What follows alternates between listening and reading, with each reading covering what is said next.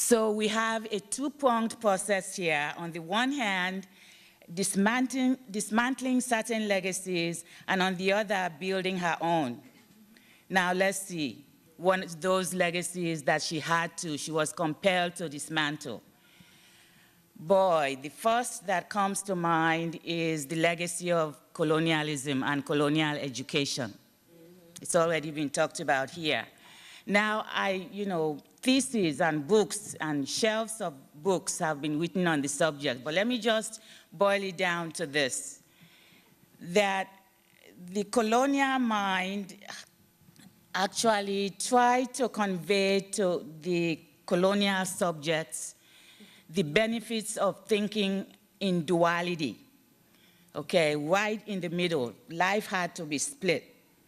On one side this, one side that, and for the most part, one side, the first side, which in psychoanalytic discourse has been called self, was regarded as good, and the other side, the other, bad. And you can just put a multitude of things in those columns. Those splits were so dangerous for Africans.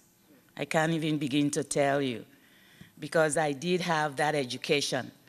And it was left to parents, and in my case, both parents, but primarily my teaching father or teacher father, to say, no, in fact, there is a lot of wiggle room between. Yes.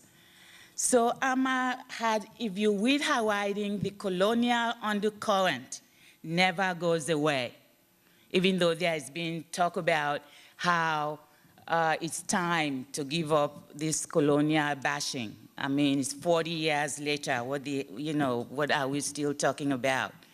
So once again, go to her works and enjoy a mind, an original mind at work.